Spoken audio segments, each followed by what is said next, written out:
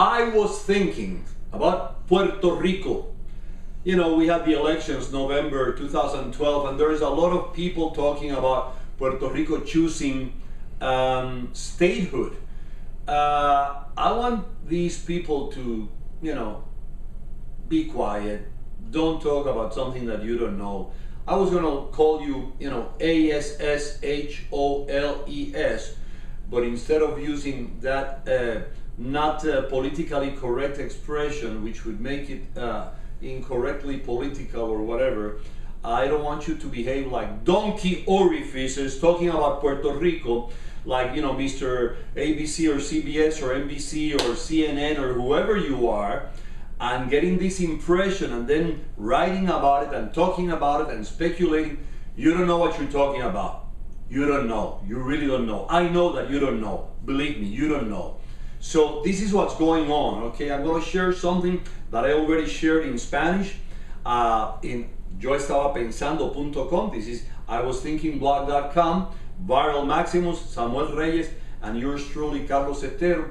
And I wanna clarify, okay, certain things about Puerto Rico, because after the election, some people, because of a marginal election that took place, some people thought that, hey, Puerto Rico is choosing statehood. Okay, first of all, the governor elected, Alejandro Garcia Padilla, not pro-statehood, he's pro-Commonwealth. The representatives the same, the senators the same, the mayors the same. The only one that remains kind of in between is the resident commissioner in Washington who got re-elected, okay? Now, this is what's going on. There is three status, there's three positions. Every 4 years, or three political parties, or ideas, or dynamics, or ideologies that go to the elections. Unless there is a referendum or a plebiscite with definite, you know, alternatives, what happens is that every 4 years, there is a governor that is kind of pro-statehood, there is one that is kind of pro-independence, and then there is one that is pro-Commonwealth, okay?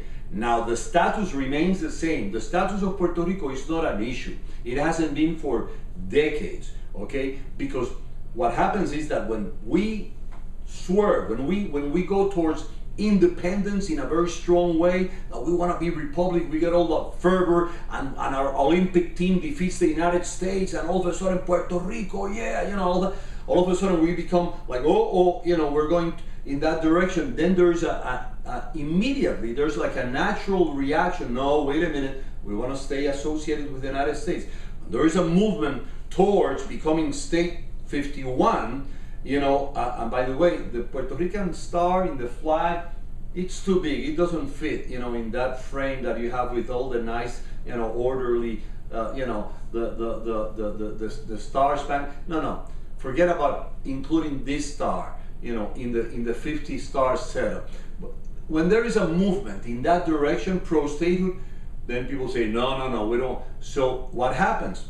Interdependence. Not independence, not dependency, not statehood, not the republic, but a free associated state, a commonwealth, okay?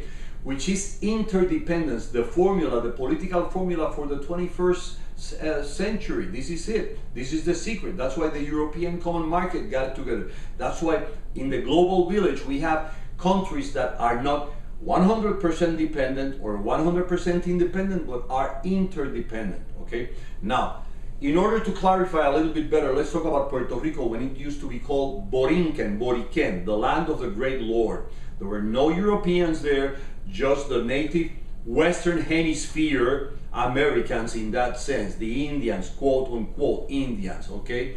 Now, Boriquen was, some people say that it was the center of the Atlantis, the lost continent, you know, with Noah's flood and the whole thing, and that the people were very civilized, very intelligent, very loving, but they were very strong, and they would protect their women when the other tribes in the area, in the Caribbean or South America or Central America, would go to Puerto Rico to try to get the beautiful Puerto Rican or Boriquen women, you know, then the Indians would become very fierce and would protect their land.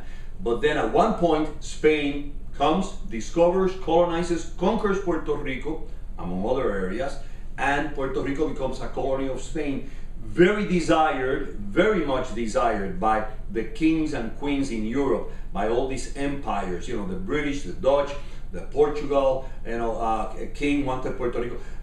They were just very interested because of geographically, Puerto Rico is so strategically collocated, placed in the center of the Western Hemisphere. So a lot of people tried conquering Puerto Rico, taking it away from Spain. They couldn't do it. Even Sir Francis Drake died at the entrance of the harbor there in San Juan, Puerto Rico. Okay, the British couldn't cut it. The Spaniards were very strong and were, doing okay with Puerto Ricans and Puerto Rico until the Hispanic-American War. United States coming up as a new empire, Spain descending as an empire. United States wins the Hispanic-American War.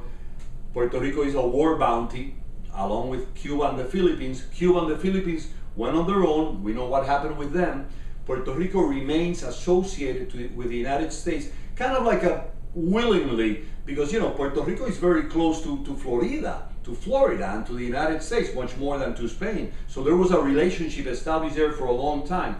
And Puerto Ricans received U.S. citizenship in 1917 in the middle of the First World War. And it was not something that we rejected. There were some people against it, some people in favor, some people wanted to be part of the United States in a more intense way, other people wanted complete, separation.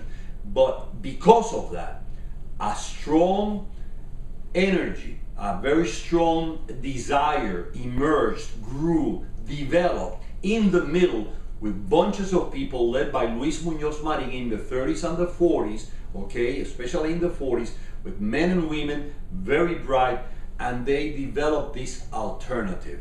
It was like, well, we don't want to be completely disconnected, we don't want to be completely connected. What happened?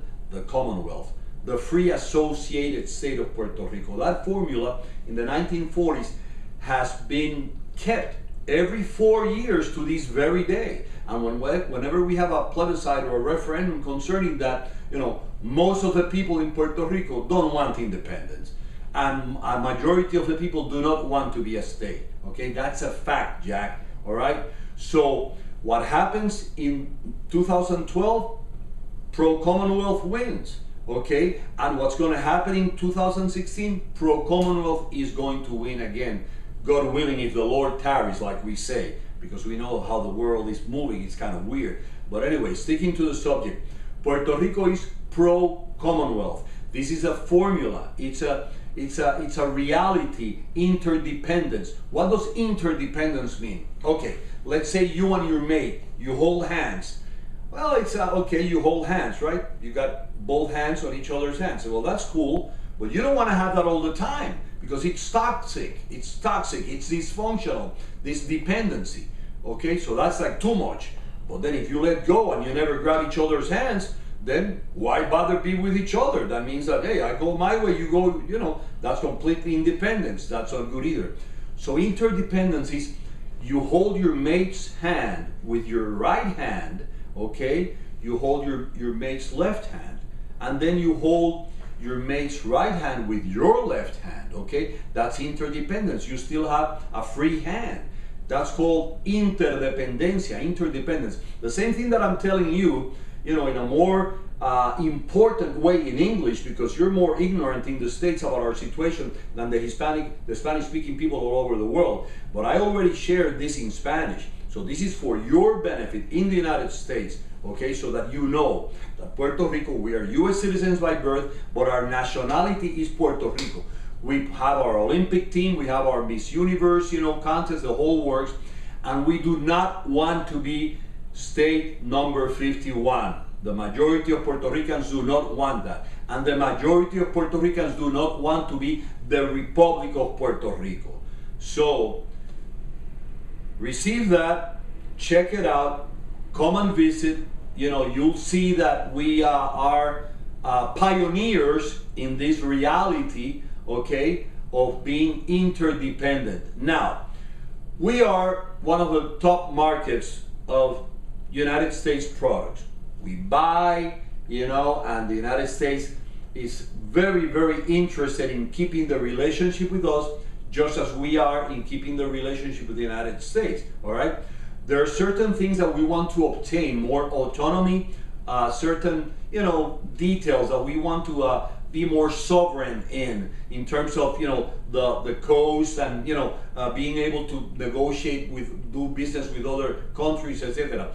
But don't misunderstand, you know, the fact that Puerto Rico is part of the United States, thinking that we are maintained by the United States. No, because since 1917, Puerto Rican blood has been shed in First World War, Second World War, in Vietnam, in Afghanistan, in Iraq, you know, in Korea, I mean, all over, okay? How much does your son blood, how much is it worth to you? The United States doesn't have money enough to pay the bill for Puerto Rican blood shed in wars that the political, you know, machinery in the United States and the military or the business guys that want oil or that want to negotiate here and there, they're willing and dealing all over the world. The United States, you don't have enough money to pay for Puerto Rican blood, okay? So you be careful about that. And one last thing, Puerto Rico is not for sale, okay? Not 1 inch of Puerto Rico is for sale.